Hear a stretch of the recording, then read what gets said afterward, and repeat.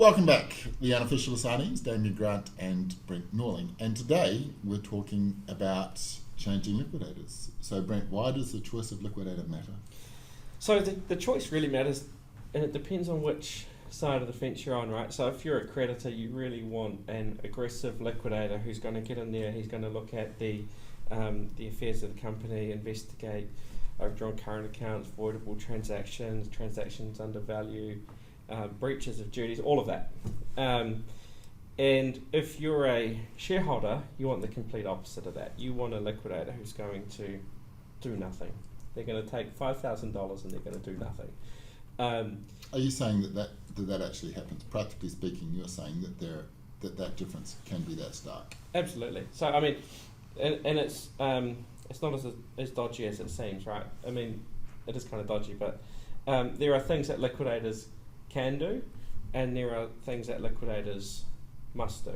So if there's assets in a company, the liquidator must go and take possession of them, realise them for market value, and then distribute to creditors. Whereas if there's litigation choices, the option to pursue a director for transactions under value, that's a choice that a liquidator has. And if there's no money, the liquidator could very well just choose to do nothing. So the choice matters, and it depends which side of that fence you're on. Right. Does it matter how a liquidator is introduced to a file? So in terms of referral networks and stuff. I mean, I suppose the perception is, when a regular referral is made, that the liquidator looks after that client. Because of the perception is that if a regular referrer refers a company director to a liquidator, and the liquidator then burns that director by doing his job, then the next time that referrer may refer the job to a more sympathetic insolvency practitioner. Yeah. And in your perception as a lawyer in that situation, how big of an issue is that? Oh, it's very common. So, practically speaking, if you're a company director and you're thinking about putting your company into liquidation, what's the smartest approach? Go talk to a trusted advisor and take their referral. Should that company director pick up the phone and go talk to a liquidator cold? Absolutely not. Because, I mean, if they call a liquidator cold, this is what's going to happen. The liquidator is going to tell them everything they want to hear. They're going to tell them, it's all going to be peachy, and this is what we're going to do. They're going to take the liquidation, they're going to have full control, and then they're going to get a current account demand the next day. And practically speaking, you see examples of that? Yeah. Okay. Yeah, absolutely. All right. So, so let's look at a situation then where you have often what happens is people are a creditor in a liquidation, and a liquidator has been appointed. And the perception, fairly or unfairly, of the creditor is that liquidator is going to be what's known as friendly. Now, sometimes it's simply a matter of perception. Sometimes the perception is that because they're appointed by the shareholder, that they are going to be friendly to the shareholder. But nonetheless, we have a situation where the creditor wants to get that liquidator replaced. Maybe that creditor has a relationship with that liquidator at the side. So the first opportunity to do that is at the creditors meeting. And so what needs to happen is the liquidator writes the first report. A liquidator, by law, either must call a creditors meeting, or they can dispense with a creditors meeting if they believe that's appropriate. If a liquidator dispenses with a creditors meeting, then any creditor, you only need one, writes to the liquidator and says, I want a creditors meeting. Once that happens, a creditors meeting must happen. They've only got 10 working days to do it. The liquidator has 10 working days to call the meeting, and they must give a minimum of 5 working days.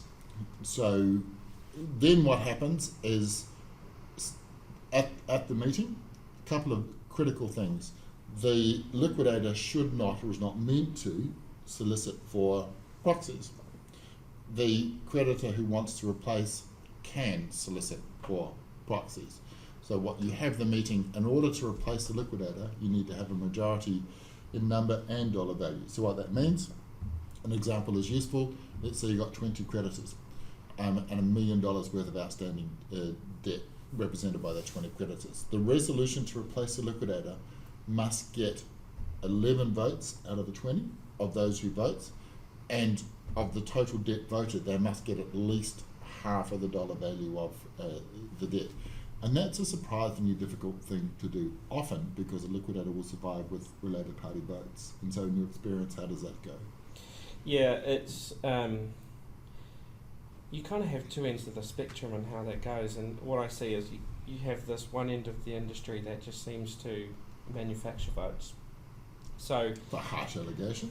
Have you seen an example where a liquidator blatantly and explicitly manufactured votes? I have. So we saw this example recently where a liquidator survived at the creditors meeting based on a bunch of related party votes and a whole bunch of other $500 loans to the company, which was cash loans. Some of it was from Dhaka in Bangladesh, and the liquidator could not confirm that he had seen the receipt of the money as cash. He couldn't confirm how it practically got from Dhaka to New Zealand and to the company, but he had accepted their votes and had won on that basis. Because the liquidator is also the chairman. That's right. And that's an extreme example, and I don't think that represents the whole industry. That is an extreme example, and probably a good example of why we do need the regulation that's coming. We'll discuss that. But I mean, so practically right now with related party votes, so related party being, another company associated with the director or, family members, and those can be used at the creditors meeting. Does a liquidator have discretion in that situation? So if I'm the liquidator and I've got third party votes and I've got related party votes that are legitimate creditors of the company, do I have discretion in dealing with those related party votes? Well, no, I mean, the regulations are actually quite clear. So if they're a creditor, they're entitled to vote, and if there's ambiguity around that, the liquidator should accept them for voting purposes. Because liquidators often get criticised for accepting related party votes, but the reality is, by law, they don't have a choice. No, actually, I mean, the regulations are very clear. There's no discretion in it, but I would suggest that it would be unwise for a liquidator to maintain their office if they are surviving purely on related party votes. Because if a creditor goes to court, that could all be flipped on its head. Right. And let's talk about some of the case law on that. So there was a particular high-profile case where one particular liquidator was fired as a result of related party votes. Yeah.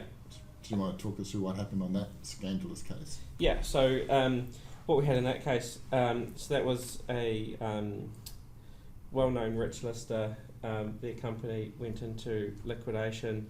There was really only there was two third-party creditors. One was owed a seven-figure sum and the other was the IRD. And then you had a bunch of related parties, so other companies within the corporate group. And they were able to have that liquidator removed. Although that liquidator was appointed by the court. Yes. So let's just talk about that for a second. So if a liquidator was appointed by the shareholders and the vote is to remove them, that liquidator is removed automatically there in the meeting. Yeah. But if we have a situation where a liquidator is appointed by the courts and the meeting votes to replace them, what happens then? Yeah, so only the court can replace a liquidator when the court appointed the liquidator. So that case went back to the High Court. So in this particular case, the creditors, including related party creditors, voted to replace this particular liquidator, but that liquidator remained in office until Justice Venning fired me. Yes. So Justice Venning said, no, Damien, you're out. Harsh. Put a new liquidator in. Damien being Damien, went straight to the Court of Appeal. And the Court of Appeal did the right thing, reinstated you as the liquidator, disregarded those votes of related parties. It was very clear what they were doing. They wanted you out because you were taking an aggressive approach and you were actually properly investigating the affairs. They wanted to pay $25,000 and have a different approach. So that particular case really set the benchmark where the court outlined that its preference was that related party votes should be disregarded. Yeah. Right. So if it goes to court, I think that's going to be the default position, and the High Court really doesn't have, it has discretion, but it will be guided by that case when determining these issues. It's a good case. Okay, all right. So let's just talk about another way to get liquidators out, and that's section 286. So we've talked about replacing liquidators at creditors meeting. We're now looking about 286, and when would that apply? Yeah, so 286 is really designed to get out a liquidator who is seriously breaching their duties under the Act. So, the primary duty of a liquidator is to take possession of, protect and realise the assets of the company. So, if a liquidator fails in that duty and it can't be remedied, then they're probably going to be replaced. There's lots of remedies in there. So, there could be an order that the liquidator can't take remuneration. There could be an order that they're replaced as a liquidator, and at the extreme end, they can actually be faced with a prohibition order, so they can't take any further liquidations or receiverships. They must resign all of their files. So if they're at the extreme end, that's what they could receive. I haven't seen that kind of order being made. There's only, so far as I'm aware, there's only been one attempt, and the liquidator in question survived. Yeah, and so it's really for serious breaches, and the section is set out so anyone alleging the breach must first give notice, must give them an opportunity to remedy that breach. Yep. And then after that has expired, then they can apply to the High Court. Right, and at the moment, we're operating in an unregulated environment where anybody can be a liquidator, and there are some pretty colourful people out there acting as insolvency practitioners. So the current rules are probably going to become obsolete in the next 12 months as regulation kicks in. And we'll have another video on a regulation coming out. But I guess there's a couple of key things that are happening under the new rules. At the moment, if you are a debtor company and you receive a liquidation application, you have 10 working days to appoint your own liquidator. Otherwise, you're stuck waiting for the court hearing. Under the new legislation that's coming in, those 10 days have been nixed. And so if you've been served with a liquidation application, you can only appoint your own liquidator if the petitioning creditor agrees with that. Also, under the new legislation coming in, the related party creditors are automatically excluded. So now, if a liquidator has related party creditors, they cannot accept those related party creditors, only a court can. So just on related party creditors though, Brent, would a lawyer or an accountant for a company be considered a related party? No. No, okay. And that's probably how many people will seek to work around the regulations. Yeah, there's a difference between related party and friendly. So, you could have friendly creditors that are not related. And so, practically speaking, how does a company director keep a liquidator, their preferred liquidator, in face of a challenge? So it's really important that the director have good relationships with those creditors and get those creditors to vote in favour of their liquidator. And how they do that is going to be kind of case by case. Because whilst liquidators can't solicit for proxies, company directors can. Yeah. And from our experience, what we have seen, particularly where we are looking to challenge and replace liquidators, is that staff who often vote for the company director and their lawyers and professional advisors and accountants. Because you know what lawyers are like. $200 and they're anybody's.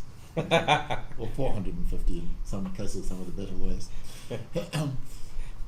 It's not false. All right, that's the session for today, and we'll see you again next week. Thanks for tuning in.